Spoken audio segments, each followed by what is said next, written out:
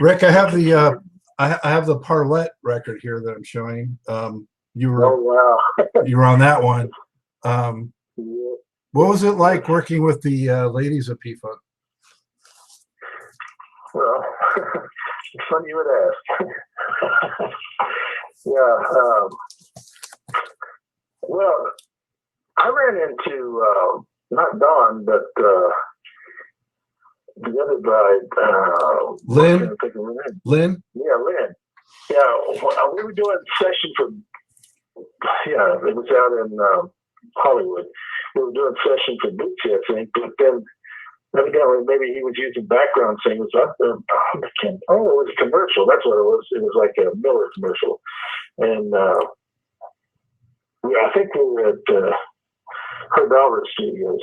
And anyway, she came around the corner, and boom, there she was. I said, "Dang, I haven't seen you since back in the day." And she looked just like she did. I mean, she was just beautiful. The two of them, they were wonderful girls. I mean, they were just nice. I mean, besides being talented, they were just really good people. The Parlettes, I had a little soft spot for. And of course, the brides, we did that tour. I guess we did a couple of tours with them as part of the deal, but then we also did one where they were the deal, which was after we left Bootsy. It was just a little bit after, kind of like a transition. But they were, really, really good people. Wonderful girls. Were you part of that anti-tour in '78, or was that the P-Funk horns? Anti-tour? No, that doesn't sound right. That might have. I just refer to them as the kids, the corny horns, I think we call them. Yeah, I think that was them. But then didn't Greg Boyer was? I remember maybe he was the next batch after that. But it wasn't like they didn't have some really great horn players come along. Benny and the Jets over there. Obviously fantastic. He often reminded me of Kush, but he's definitely can hold his own. We did some trading of solos when George was here a couple times, and always the crowd always liked it that we were doing that. And I think the interplay between me and them, that's forever. That's we did something, we made something happen, and it's just continuing on. It always will. Did you play on the Pin the Tail on the Funky album, or was that the P-Funk horns too by then? What was the subject? Who? The album in '79, the Parliament theme from the Black Hole and Big Bang Theory, that stuff, was it? That doesn't sound like what we did. I think Motor Moody was. I'm thinking that was the last one. That's what I'm thinking too. Yeah. I have the second Horny Horns album here that I'm showing right now. And was there anything that you guys talked about that you had hoped to do differently on the second record from the first one that you remember? No, I don't think that we were actually in the loop. I think a lot of this stuff was between Fred and George and Bootsy as far as what was going to be on there. I think, didn't Muddy do one of these tunes? Mr. Melody Man or something like that? Yeah, that's on there. Yeah. So, no, I think it wasn't until the third one where we started realizing that we really were something unique. But by that time, I think it was too late. Time had gone by. Maybe if we'd been more attentive and more into that, Fred wouldn't have left. But it just seemed like it was just like a second thought to the producers. We want to do it, but it's we've got our trips to take care of first. So when you have that kind of situation and management, you could have been, you could have had separate management or something to make that work. But at that time, it just didn't seem like that was happening. But the time we got together to do that stuff was priceless. I mean, we were in it. I'm going to say it like that. Whatever it was, whatever they wanted us to do, we were there. Well, the third record was the one that came out later was called The Final Blow, which I'm showing that one too. Yeah. Yeah, that was musically was definitely the best. Yeah, on the first album, the piece probably stands by itself. That and Bells of the third album, those two pieces were just magnificent. I mean, wow. Yeah, and the performing, yes, but I'm talking about Fred's compositions. It was really, really nice. Yeah, we only had to wait until I'm looking for a date on here, until 1994 to hear this one. Yeah, that was real quick, huh? Well, at least it happened. Let's say that. Yeah, definitely. I'm holding up This Boot Was Made for Funk, and Bootsy, you're on this one, I think. Yeah, that sounds right.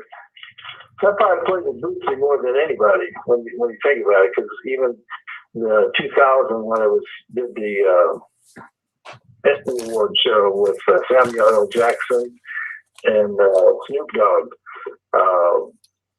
That's only because of Bootsy, I mean, those things that have happened in the European tours that he took me on, that's all Bootsy, and I'm very thankful that he did have me come along in those. Did you guys pay much attention to other great horn sections of the era, like Kool and the Gang or Earth, Wind and Fire and Tower of Power? Did you feel like there was a little bit of a rivalry, or? No. Each of them had their own unique thing going on. Tower of Power probably would have been the closest to the kind of stuff that James Brown, did, but it's still different. It's a little more complicated, I think. Yeah, in some ways, it was Greg Adams, the horn player that was the arranger. Very good, but he's not Fred. I'm sorry. As far as funk goes, Fred stands, above everybody. And Maceo's great, and it was very smart for them to, hang out together for so many years. They rubbed off on each other.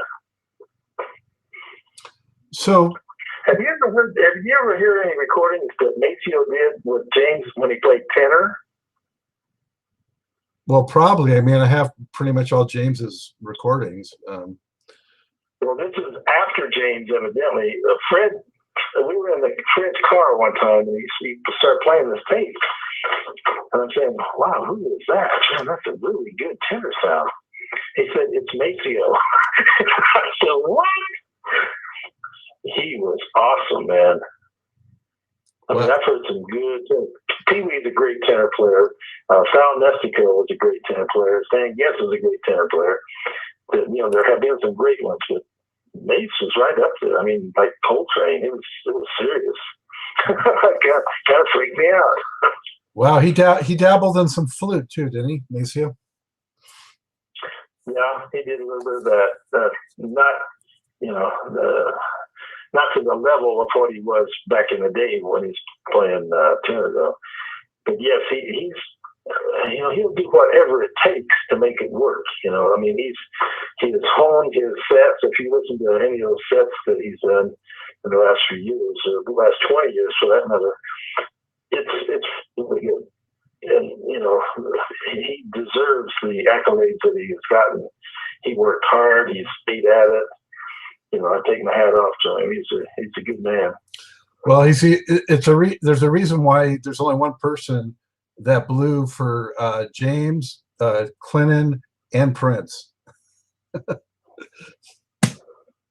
Yeah. Maceo. Yeah, that's right. Yeah, he's quite wonderful.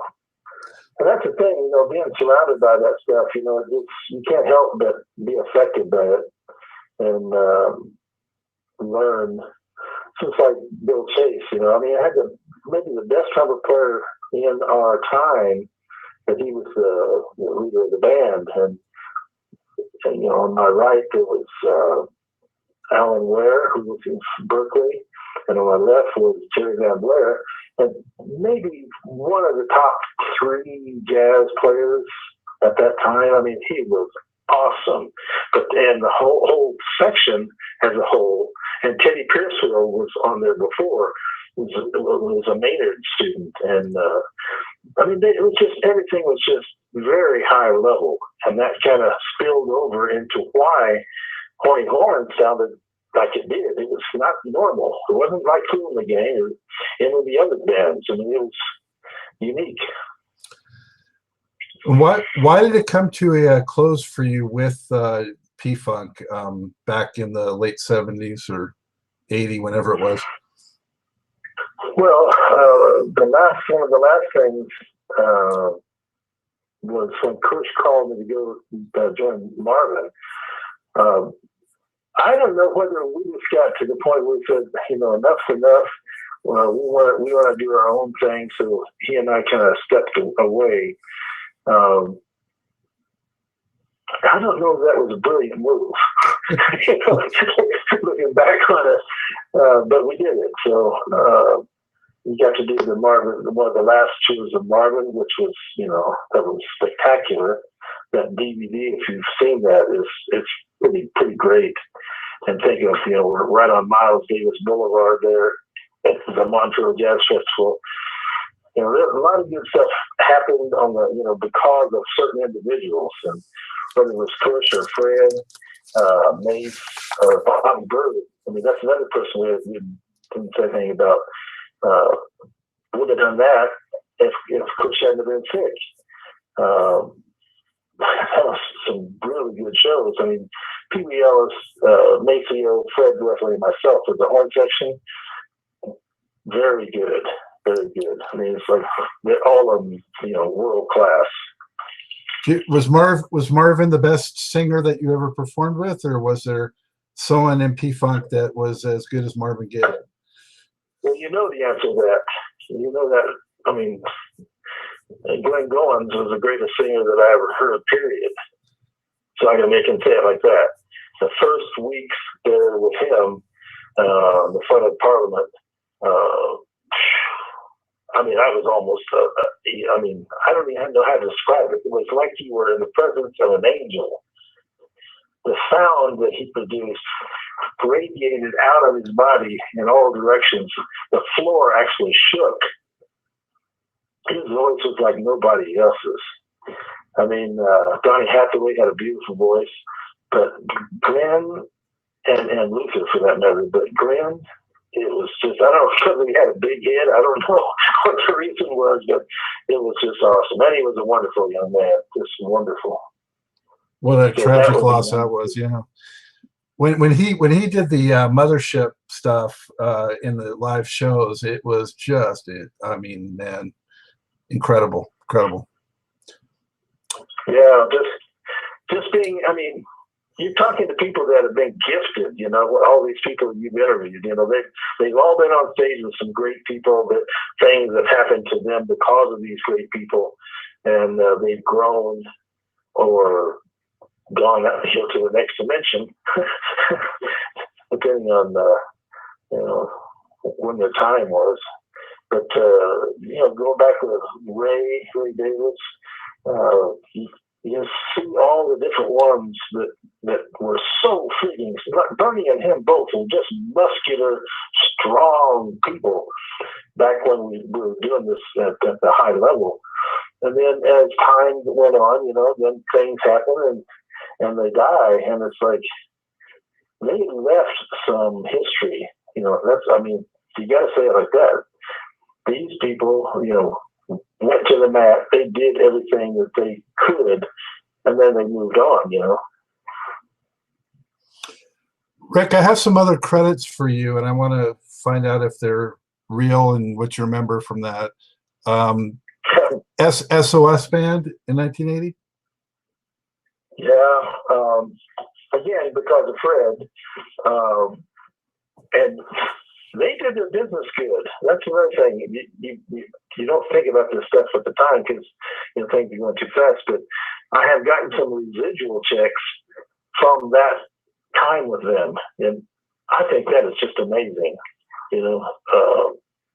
Performance royalties, and so yeah, I'm all about them. And well, also new. I'm so glad. Also New Birth. Well, New Birth, that's close to my heart. That's James Baker, and I was staying at his house, and then when he passed, it's like blood. It was like we did a lot. We did that's the horn section with their horn section did quite a bit of stuff for them. And like I said, I was living there, and he was recording some of my music, and I was doing some parts for them.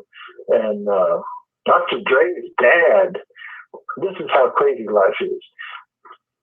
I go back to Las Vegas,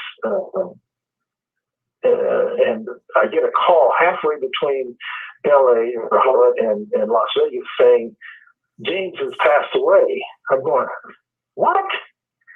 I was just there. He had just laid down for a nap and never woke up. He had an aneurysm. Mm.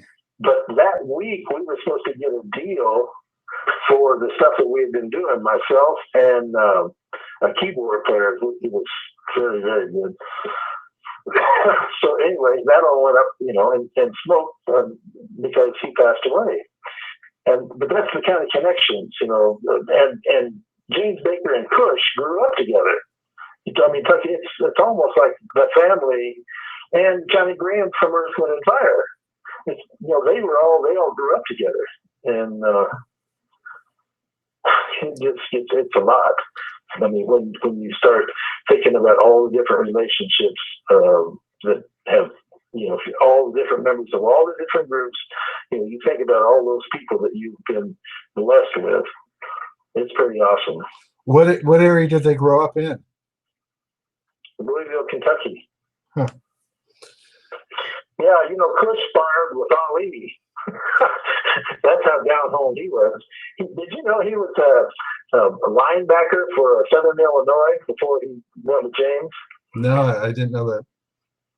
Yeah, he was awesome. He could take 100-pound weights, one in each hand, and just lift them up like they were air at that time. Huh. You also played with Osiris, who I've had on the show. Yeah, again, a Fred session, and I don't know, people may not know that I was contracted for him for a while. Did quite a few different sessions. Osiris, I think I was just a player on that, but Fred let me do some contracting for different acts, and to do this. In other words, get the musicians from the LA local, and put it together with the label. That was an interesting experience. He was trying to do good, and some of them turned out pretty cool. And that's one of them. I think that was a really good record there that Osiris did. Yeah, Osiris was onto something, but never got the promotion, really, in my opinion. Yeah, that's probably too heady for the norm. It's like Egyptian. Anything that has to do with that type of thing, people don't want to hear it. And yet it is so relevant. He hooks up to George really good. When you think about it, aliens and ancient Egyptians, that all kind of the same vibe. And you also played with or at least on the record, for the Chili Peppers? No, I don't think I did any recording with them. I did some gigs there. I was thinking about that earlier. My mom was at the show in LA, and you know how they do sometimes, they get naked. I remember he walked backstage and he walked right past my mom, and I thought, I wonder what she thought of that. But they burned it. I mean, the horn section with them, that was Maceo, Fred and me. It was awesome. I mean, it had some really tough licks. Did you know Flea was a trumpet player? Yes. Yeah. Yeah. They bragged on him and about how great he was when he first, started, and the fact that he was that great a bass player too. It's pretty amazing. You played on Lenny Williams' record, or Larry Williams? I'm sorry, Larry Williams. That doesn't ring a bell. Although there are two Larry Williams. One was the C-Win keyboard player, and the other one was a friend of Fred's that did really exceptional writing. He was like doing commercials for Revlon and Disney when I think he was the keyboard that went to Africa with us.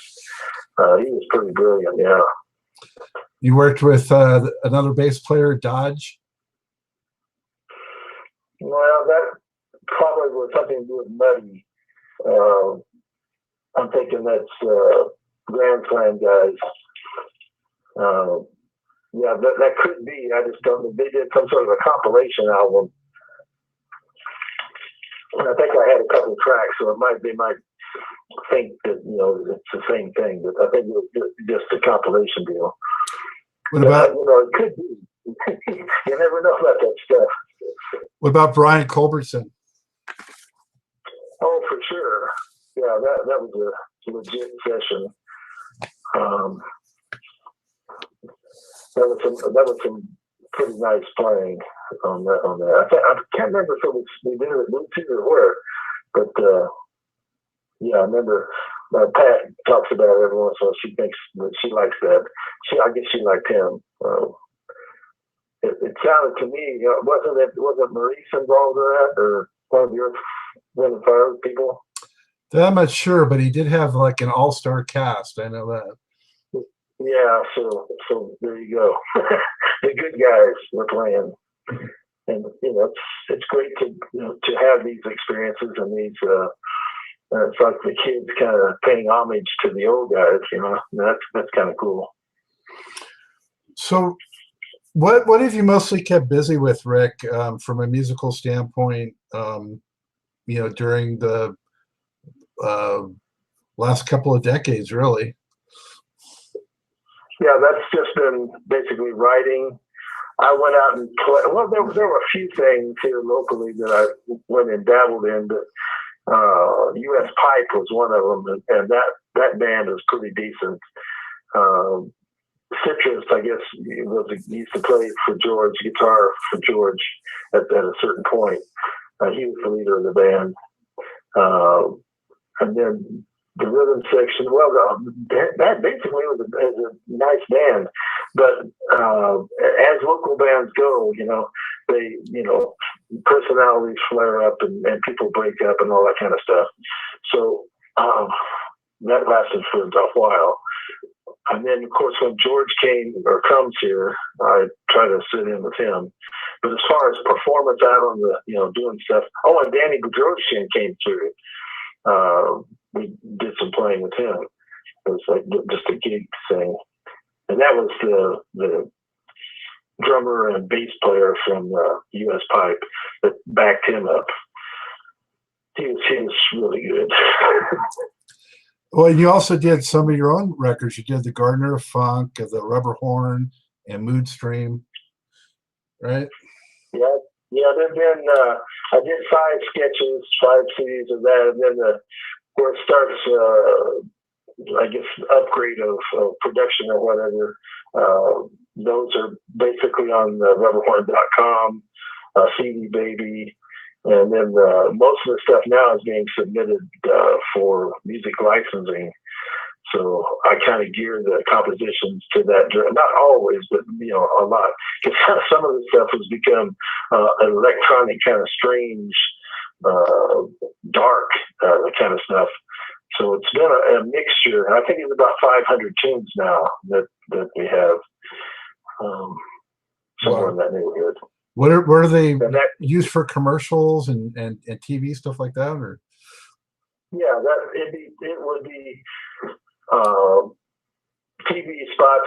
We did land a TV spot here a little while back, and then what I've been basically trying to do is get a film, like a background track on a film, and it's rough. I mean, there's literally millions of people doing this, so if you don't hit it, exactly like what they're wanting at that time, and it doesn't mean that it's bad. It's just timing, They got to go fast. The music supervisors have to go fast. It's a business, and you can't get too. You can get crazy because they do ask for Coltrane and stuff like that, but it's rare. Most of the stuff is just the vocals, pop type vocals, and that is not happening over here. Mm-hmm.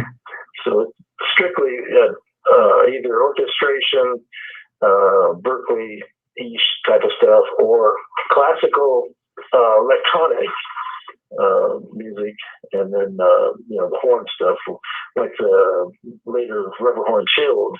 That I think kind of typifies a style that seems right for me. It's a little more on the down-tempo chill side. I mean, guns blazing and all that stuff. Yes, we still do that. There's some time, and I've got I think I sent you a track of Night in Tunisia, just to show that the musicians do a lot of different kind of things, and being in tune to Diz and Miles, that kind of keeps you grounded. That you're not too far from center.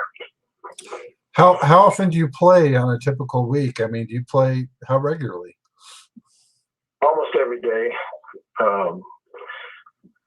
But it's tracking, it's when I write parts, then I'll either transcribe them or write them as I'm going. And that's about it. As far as like doing scales and chords and stuff, like the basic stuff, I do feel like I need to get back into doing some of that, but it's a time factor. Pat and I both work and keep a house and yard and all that stuff. It's very time consuming, so you do it as much as you can. Yep, there's a thing called life. A thing called life, yeah. And go ahead. I have I wanted to ask you, were you surprised at all, or are you surprised at all with the longevity and legs that the body of work that you are part of through P-Funk has endured like it has, ended up getting sampled and forming sort of almost the basis of a lot of hip hop? Did you have any expectations that it would be such a impactful? No, but meeting Snoop Dogg, and I think I was there one time when Bootsy got a call from one of the rappers, Ice Cube, or one of the guys, and it's only logic when you think about what George and Bootsy were saying. I mean, Bootsy basically was a whole band in one. When you think about it, I mean, he had the rap down, he had the groove down. He basically could make a thing happen just on his own, and lyrics, the whole 9 yards. So I think that it's and George, of course, is so creative that the stuff, the doggy stuff that he did, bow wow, yippee yippee yay, that kind of thing. I mean, that's just genius stuff. And it doesn't surprise me. I think they were just, honored to have been part of it. I mean, they honored me with all these. I'm looking at all the stuff you were talking about: Flashlight, Funkadelic, the Placebo Syndrome, Gloria How Stupid, Mothership Connection, the Motor Booty Affair, Parliament Live, Earth Tour, Tear the Roof Off the Circle, the Clones of Dr. Frankenstein, All the Name is Bootsy, and Bootsy's Rubber Band Player of the Year. Gold records and platinum records from that. So yes, I'm glad, and I think that it makes sense it was that good. What are you most proud of accomplishing in your musical career? Well, it's funny. It's not much what I have to think about it, but it's when people come up to you, like just normal people, and we'll strike up a conversation, and they will comment on that era, and some even before. You know, when I played with other bands before, they knew who that was. They knew me in that particular light, and it's today, man. I mean, you're talking about grandchildren.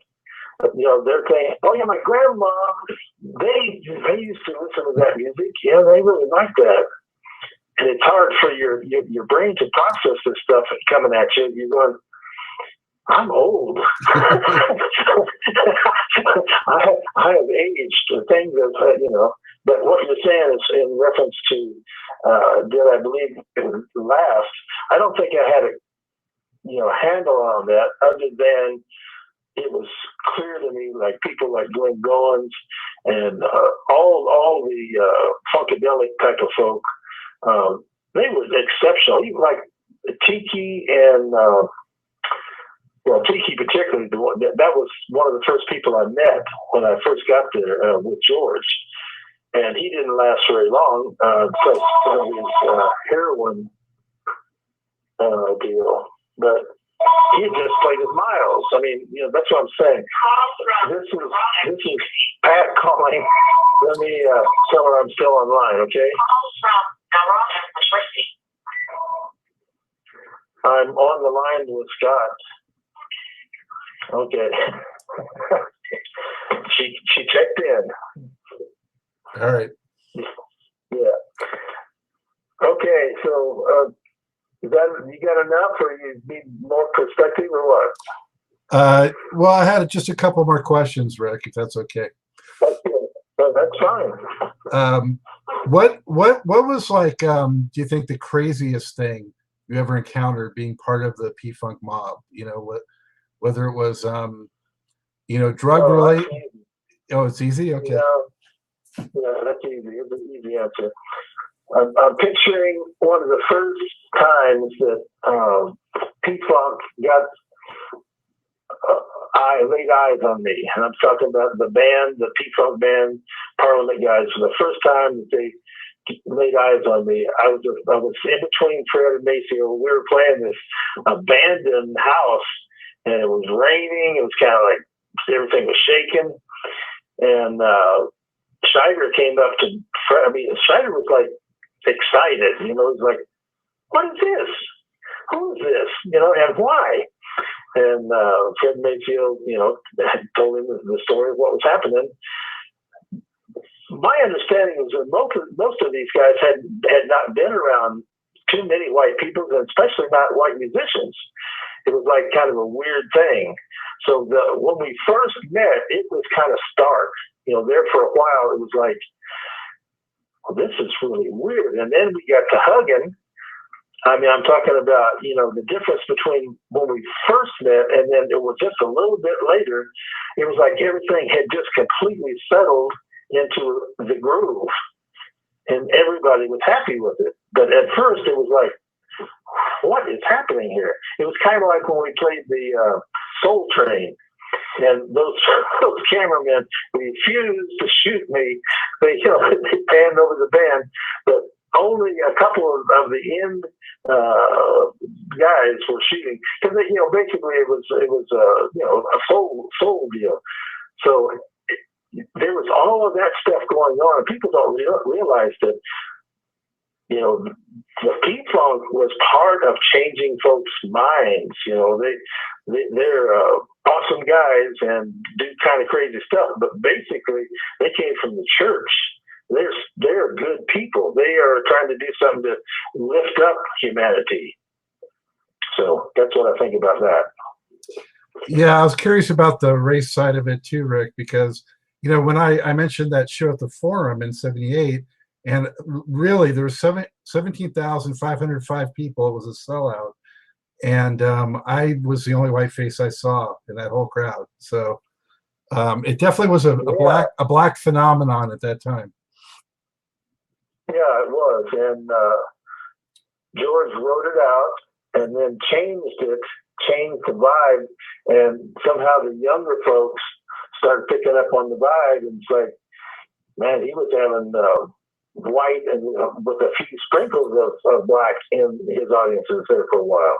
So yeah, things have definitely changed since back in the day, but we're happy that is the case. It had to.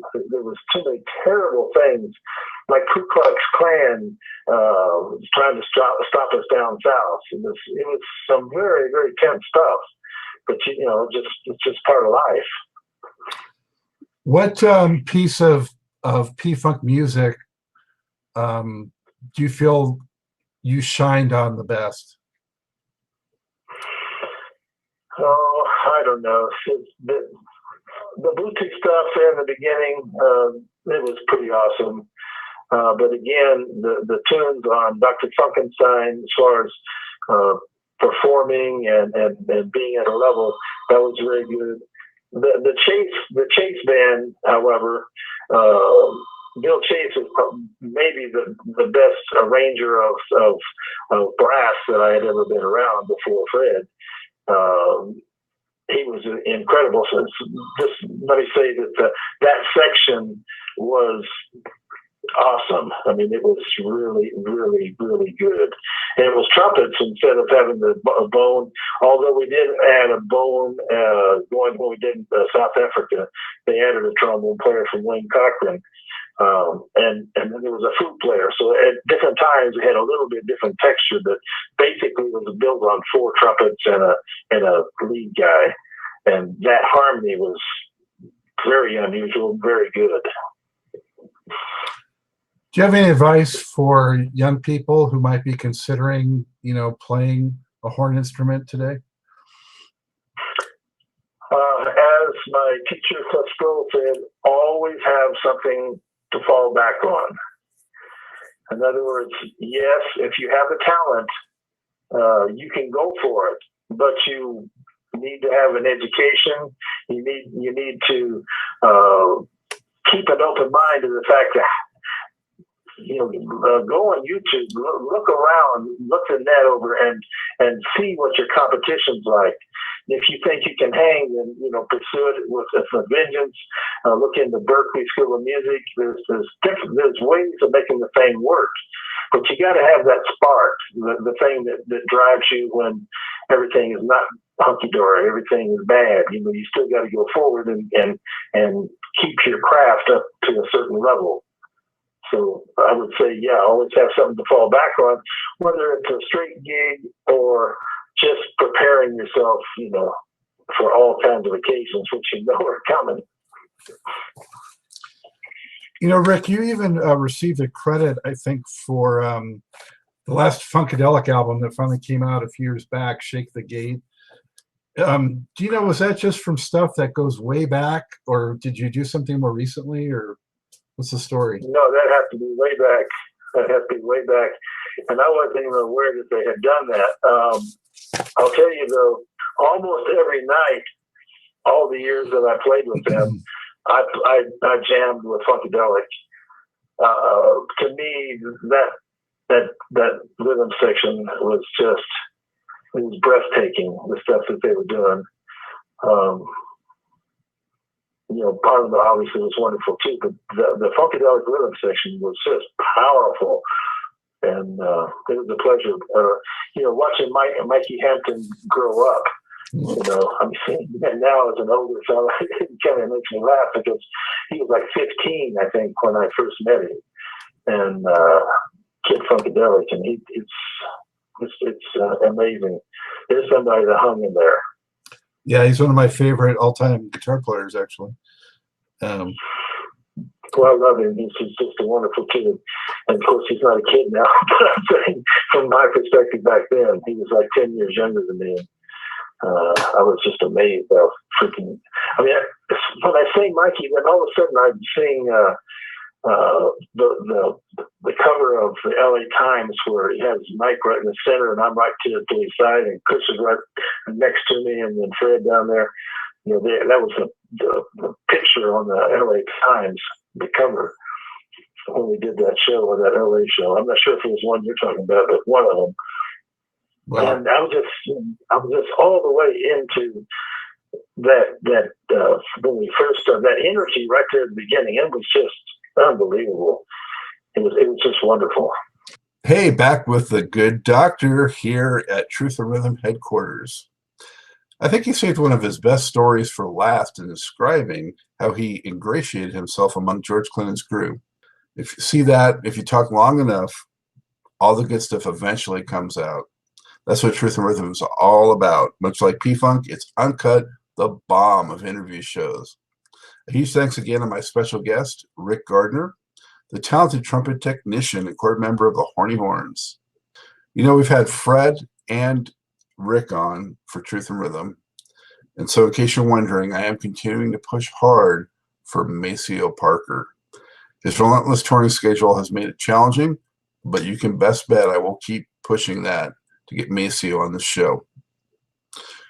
I want to thank all of you, the viewers and listeners and supporters of the program, for that continued support and interest. Tell a friend, tell family, and subscribe. Subscribe to the Funkin' Stuff channel on YouTube. And tell a friend if you haven't already done so. We need that support. Show these funk, R&B, and jazz artists that you are serious, how much these artists have meant in your life, how much you love the music, how important it is to all of us, to the world, if you will, and beyond. Also, write me. Email me at scottg@funkinstuff.net. Let me know what's on your mind, musically speaking or otherwise. I promise you, you will hear back. And if you're a funk artist or a jazz artist or R&B artist who wants to be on the show, drop me a line as well. Email the address you should be seeing on your screen. And so with that, time once again to sign off. Scott Dr. Jukes Goldfine saying, keep on vibrant to the rhythm of the one, baby. Yeah.